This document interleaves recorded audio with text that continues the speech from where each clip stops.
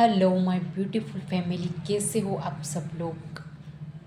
I hope आप ठीक होंगे, स्वस्थ होंगे और आप अपनी लाइफ में बहुत ही ज़्यादा खुश होंगे। अगर आप पहली बार मेरे चैनल पर आए हो तो मैं बताती हूँ law of attraction, manifestation and spirituality के बारे में। अगर आप लोग इन टॉपिक में इंटरेस्टेड हो तो आप मुझे फॉलो या सब्सक्राइब कर सकते हो। आज का जो हमारा टॉपिक होने वाला है कि कर्म तुरंत तो नहीं लेकिन लौटता ज़रूरी। Law of attraction plus Karma, Karma plus law of attraction. क्या लॉ ऑफ अट्रैक्शन में भी दी कर्मा रोल प्ले करता है कि, या फिर हम टेक्निक लगा के बहुत सारी चीज़ें हासिल कर सकते जो कि हम एक्चुअल में चाहते हैं या फिर जो हमारी नीड है। जी हाँ, कई बार हम बोलते हैं ना कि हमारी ये टेक्निक काम नहीं कर रही, हमने हमारा दिल भी साफ़ है, हमारे कर्मा भी साफ़ है, हम सबके प्रति अच्छा दिल रखते हैं, लेकिन फिर भी हमारी टेक्निक काम नहीं कर रही। तो आपकी टेक्निक ऐसे काम करेगी जैसे जब आप किसी आपने कर्म किया है और आपका बुरा कर्म बन गया है आपसे और आपको याद नहीं, तब लॉ ऑफ अट्रैक्शन आपका काम नहीं करेगा। उसका एक समय आएगा कि आपके साथ बुरा होना होगा, तो हर कर्म लौट के आता है। जैसे कि तो जो आपने दिया है वो कभी तुरंत नहीं होता है और लौट के ज़रूर आता है। तुरंत तो ऐसे होता है जैसे मुझे भूख लगी, तो मुझे भूख लगी तो मैंने खाना खाया और मेरी भूख समाप्त हो गई, तो वो एक कर्म बना। तो ये कर्म फल मुझे तुरंत मिल गया। जैसे मुझे पानी की प्यास लगी, जैसे मुझे कुछ दिख गया मार्केट में, मुझे खाने का मन हुआ तो मैंने तुरंत खा लिया, तो वो तुरंत कर्म फल मिल गया। इसी के अकॉर्डिंग जब हमें कहीं पता नहीं चलता है, हम बहुत ज़्यादा प्योर होते हैं, हम सबके प्रति साफ दिल रखते हैं, हमारे पास बहुत ज़मीन जायदाद होती है, लेकिन हमें बिल्कुल भी ईगो नहीं होता, बिल्कुल भी एटीट्यूड नहीं होता है। तो भगवान हमें ऐसी बुद्धि दे देता है कि कभी कभी हमसे कुछ गलत बन जाता है। मैं बताती हूँ गलत कैसे बनता है। जैसे आपका अच्छा दिल है, आपके कोई कजिन्स हैं एग्जाम्पल के लिए, तो उसका सब कुछ बिखरा पड़ा है, मतलब वो आपसे थोड़ा गरीब है, उसके जो है ना उसकी शादी हो रही है, और ना उसके पास जॉब है, ना मतलब उसकी फैमिली ऑलरेडी अच्छी है, मतलब उसके पैसे के भी कंडीशनल ऐसे ही है। तो आपने उसको बोला जाके, वो ऑलरेडी दुखी इंसान है, आपने उसको बोला जाके क्यों तू कुछ कर क्यों नहीं लेता, तो आपने उसको कुछ बताया तो उसने एक्सक्यूज़ बनाया बिकॉज उसकी मजबूरी है कि हाँ मैं वहाँ नहीं कर सकता, वहाँ मुझे ऐसी प्रॉब्लम है, मुझे वैसी प्रॉब्लम है, मुझे आने जाने में दिक्कत है, या फिर कई बार कि मुझे सैलरी कम देते, या फिर वहाँ के लोग मेरे नहीं जमते, जैसे कि वो कैसे हैं मैं कैसा हूँ, या फिर मेरे जो साथ वाले हैं वो नॉन वेजिटेरियन और मैं वेजिटेरियन हूँ।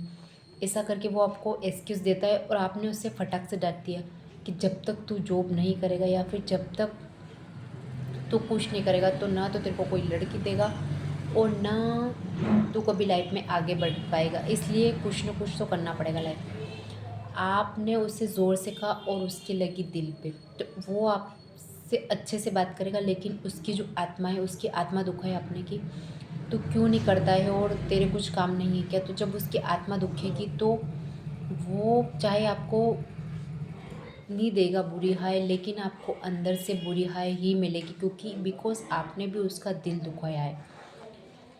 जब आपको पता नहीं, अब आप ये करके आ गए, अब आप आपके घर में आए, आपका घर चल रहा है, आप बहुत ज़्यादा पैसे वाले हो और आप किसी का बुरा नहीं कर सकते, और आपके पास थोड़ा है तो थोड़ा एटीट्यूड तो रहता है, कभी कभी आ जाता है, तो आपने उसको एटीट्यूड में बोला कि तू कुछ कर क्यों नहीं लेता। ऑलरेडी आपके पास बहुत ज़्यादा है और आपके पास जॉब भी है, तो जाहिर सी बात है कि आपके पापा के दम पे आपने सब कुछ किया है, लेकिन उस बेचारे के पास कुछ नहीं है, तो आपने उससे ऐसे बोला तो उसका दिल दुख गया। मान लो उसने बोला कुछ नहीं आपको, ना बुरी हाय दी, लेकिन उसकी आत्मा दुखी, तो बुरी हाय तो लगी कि वो कर्म बना आपसे बुरा, तो वो लौट के आएगा।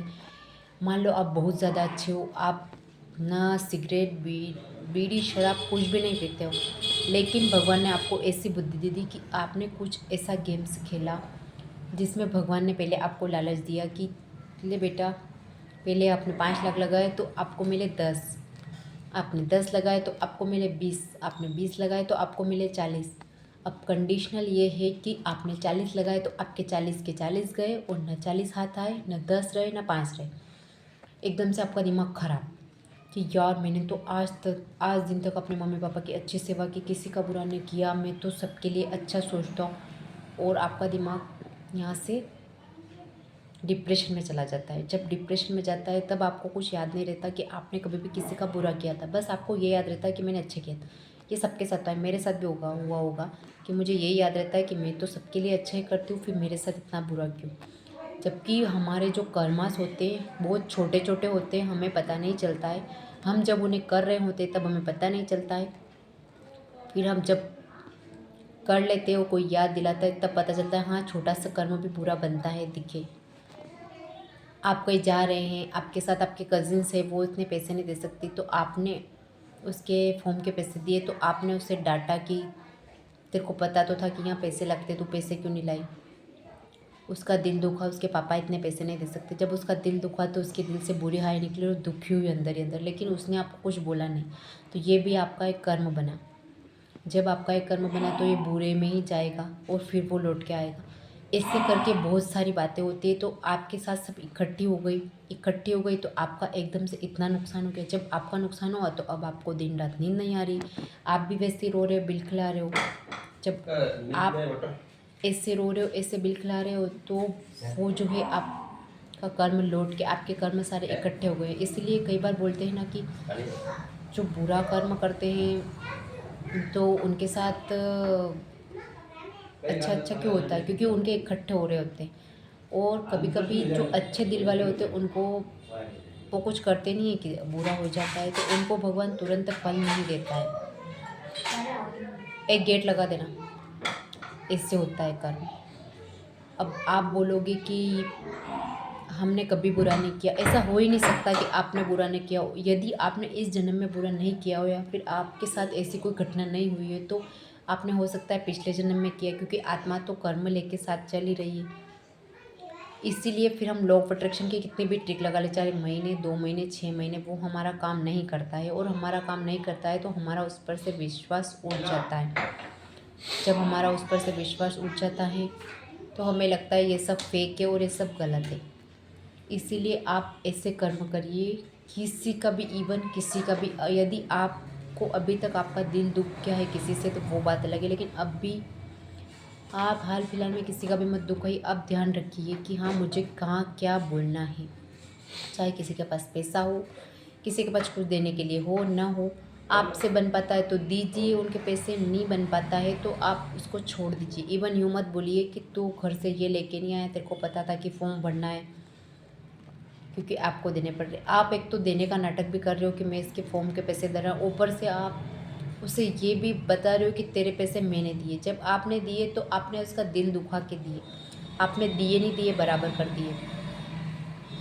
जब अब आपके साथ बुरा हो रहा है तो आपको लग रहा है मैंने लोगों का इतना अच्छा किया, मैंने उसके भी पैसे दे दिए, मैंने इसके भी पैसे दे दिए, मैं तो कुछ खरीदता हूँ और कोई खाना खाता हूँ तो खाने के पैसे भी मैं दे देता हूँ, चाय के पैसे भी मैं दे देता हूँ।